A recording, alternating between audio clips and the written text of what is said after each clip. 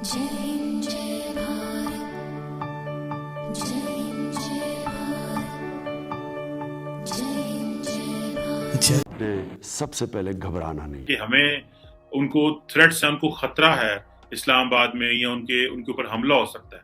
लेकिन दूसरी तरफ इस्लामाबाद के अंदर कुछ ऐसे इस्लामिक सो कॉल्ड इस्लामिक क्लैरिक हैं जो बेसिकली मिलिटेंट्स हैं, जो इंतहा पसंद लोग हैं, जिन्होंने इस्लामाबाद में मदरसों के ऊपर, ये देखें मैंने तस्वीर शेयर की है, जामिया सैयदा हफ्सा, ये वही मदरसा है, ये वही मदरसा है जो एडजेसेंट है लाल मॉस्क के, जहां पे खवातीन तालिबान के झंडे भी लहरा रही हैं और रियासत पाकिस्तान को चैलेंज भी कर रही हैं। और ये देखें ये किस तरह पुलिस को मना कर रही है कि इनकी टेरिटरी में ना आए। और ये हैं वो मौलाना अब्दुल अजीज साहब जो कि लास्ट टाइम जब लाल मस्जिद पे ऑपरेशन हुआ था तो ये बुर्का पहन के भाग गए थे और रात के अंधेरे में पकड़े गए थे, और ये खवातीन का बुर्का इन्होंने पहना था कि मैं भाग जाऊं। लेकिन उसके बाद भी रियासत इनका कुछ नहीं बिगाड़ सकी, क्योंकि इतने ताकतवर लोग हैं, ये इतने पावरफुल लोग हैं कि अगर आप इनके ऊपर पर्चे दायर करें, अगर आप इनको जेलों में डालें तो शोर शराबा और पता नहीं क्या क्या हो जाता है। और वो लाल मस्जिद जो कि जिसको मिलिट्री ऑपरेशन के तहत जिसको खत्म कर दिया गया था, फिर बाद में वहां पर मस्जिद बनी, हम कई दफा उस मस्जिद के सामने से आगे से पीछे से गुजरते रहते हैं और ये मौलाना साहब वहां पे देखे गन लेके बैठे और इनकी बातें सुने।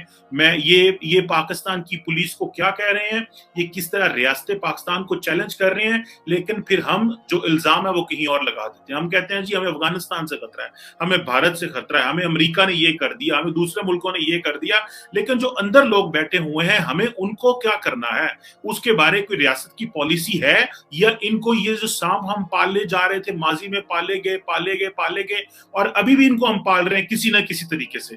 जब ये रियासत को चैलेंज करते हैं और हम इनको प्रॉपर्ली सजाएं नहीं देते तो फिर ये बेसिकली पालना ही होता है, सजा ना देना भी पालना होता है।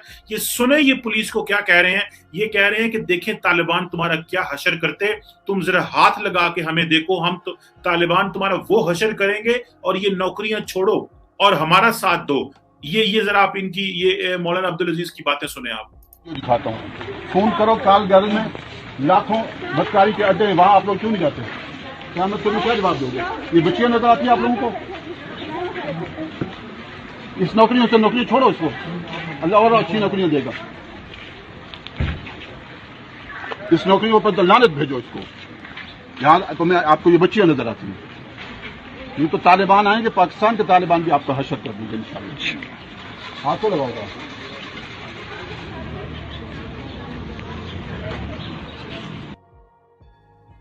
ये कह रहे हैं कि जब पाकिस्तानी तालिबान आएंगे तो आपका हशर कर देंगे। अब आप इमेजिन करें, और आपको याद है कि लाल मस्जिद ब्रिगेड बना था जब रियासत ने इनके खिलाफ ऑपरेशन किया माजी में 2007 में, तब मैं आई वाज जस्ट बैचलर का मैं स्टूडेंट था और मैं देखता था यहाँ पे क्या हो रहा है इस्लामाबाद में। और उस वक्त की बात है, मुझे वो लाल मस्जिद का ऑपरेशन याद है कि किस तरह सीज किया गया। फिर यहाँ से जो लोग निकले वो गाजी ब्रिगेड बना, उन्होंने फिर सुइसाइड धमाके किए और वो टीटीपी, अलकायदा और सबके साथ मिलके यहाँ से पढ़े हुए लड़के, इस्लामाबाद के इस मदरसे से पढ़े हुए लड़के दुनिया के अफगानिस्तान भी गए, पाकिस्तान भी गए, फिर उन्होंने फौज पे हमले किए, पुलिस पे किए, लॉ एनफोर्समेंट पे किए, और वो करते ही सुइसाइड थे, क्योंकि जो इनके भाई गाजी जो साहब थे उनको जो मारा गया, और फिर वो और मिलिट्री ऑपरेशन हुआ वहां पे, पुलिस ने और मिलिट्री ने किया, और हमारे कितने जवान शहीद हुए। और मजे की बात बताऊं, ये यूनिवर्सिटियों के पढ़े हुए हैं, ये आम कोई ये नहीं है कि ये कोई सिर्फ मदरसों के पढ़े हुए थे। वो जो गाजी रशीद था वो यूनिवर्सिटी का पढ़ा हुआ था, कायदे आजम यूनिवर्सिटी में हिस्ट्री डिपार्टमेंट का वो स्टूडेंट था। और इनकी भी एक पुरानी हिस्ट्री है, मैं वो यहाँ पे एक्सप्लेन नहीं कर सकता कि ये किस तरह के, ये कहाँ से किस तरह, ये कैसे यहाँ पे पहुंचे, मैं आपको बताऊं तो शर्म आएगी हमें वो सुनते हुए भी। लेकिन जो मेरे लिए पॉइंट ऑफ कंसर्न वो ये है कि मेरी रियासत को कोई चैलेंज ना करे। ये हमारी इंसल्ट है। न्यूजीलैंड को तो हम गालियां दे देते हैं कि जी आपको तो हम तो आपको बड़ी सिक्योरिटी प्रोवाइड करेंगे। ये तालिबान का झंडा लहरा के इस्लामाबाद के दिल में बैठे हुए हैं। ये वो जगह है जहां से जो प्राइम मिनिस्टर हाउस है वो 3 किलोमीटर भी नहीं है, आपकी प्रेसिडेंसी और पार्लियामेंट 3 किलोमीटर नहीं है। लेकिन पाकिस्तान में किसी माई के लाल में जुर्रत नहीं है, जो इनकी रियासत की बात कर रहा हूं, किसी में जुर्रत नहीं है और ये झंडा लहरा के खड़े हुए हैं, तालिबान का झंडा लहरा रहा है। वो कह रहे हैं तुम जाके वो जो लड़कियों के फहाशियों के अड्डे हैं वो क्यों नहीं बंद करते, तुम यहाँ आ गए।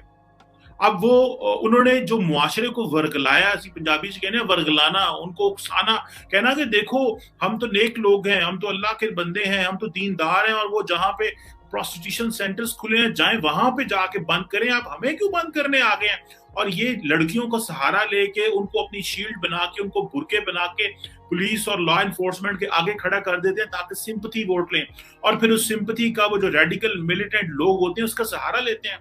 मुझे याद है मेरे एक बड़े अच्छे जानने वाले, उन्होंने मुझे बताया कि मेरे बच्चों को घर में एक मौलवी साहब कुरान पाक और वो तर्जमे के साथ पढ़ाने आता था, और वो यहाँ का लाल मस्जिद का ग्रेजुएट था, और वो आहिस्ता आहिस्ता उनको लाल मस्जिद उनको पढ़ाते पढ़ाते, कुरान और तर्जमा पढ़ाते पढ़ाते उनको इंडोक्ट्रिनाइज करता था, उनको सीडीज देता था जिहाद की, ट्रेनिंग की, वो देखते थे कि किस तरह जिहाद होता है। जब उनके पेरेंट्स को पता चला तो उन्होंने कहा ये तो बहुत बड़ा प्रॉब्लम हो गया।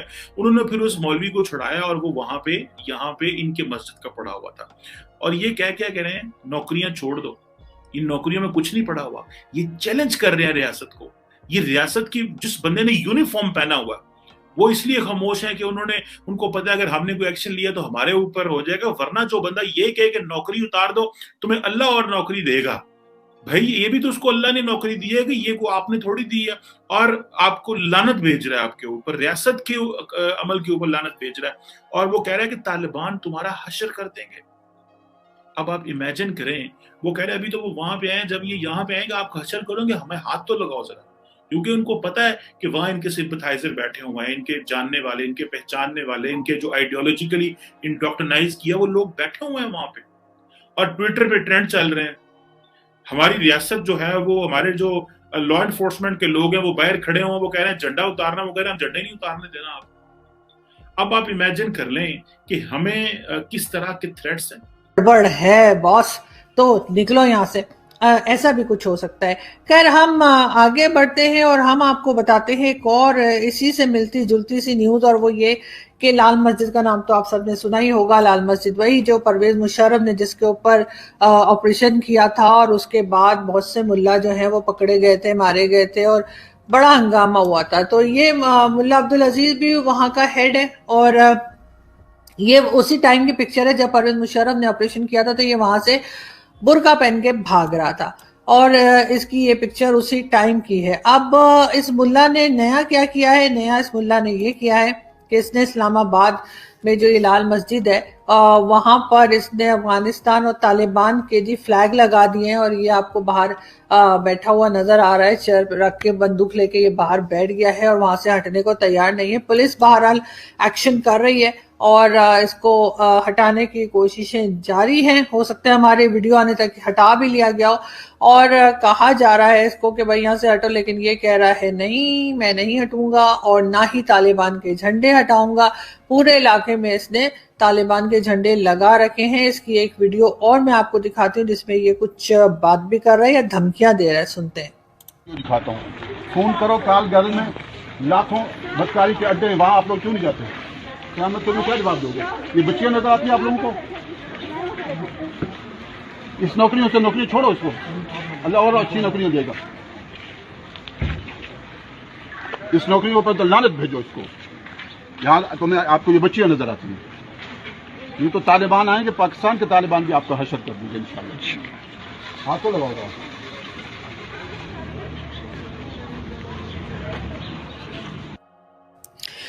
जी, ये लाल मस्जिद और मदरसा जो है इस आदमी ने बना रखा है, और उसमें जो है ये इसी तरीके से स्टूडेंट्स, लड़के लड़कियां सबको घेर के लाता है। और जब पुलिस ने हटाने की बात की तो आपने देखा कि ये किस तरह की धमकियां दे रहा था। जब ये माहौल पाकिस्तान में होगा तो भला कौन आएगा यहाँ पे कि जी हमने तो क्रिकेट खेलनी है। जाहिर है जो आपने बोया है वही आप काटेंगे। तो जो फसल आपने लगाई थी अब उसी के फल आपको मिल रहे हैं, तो फिर परेशानी किस बात की है। इसी तरह के बेशुमार मौलवी जो हैं वो मौजूद हैं और इसी तरह की बात कर रहे हैं, और ये तो बिल्कुल मेन सिटी इस्लामाबाद जो कैपिटल है वहां पे है।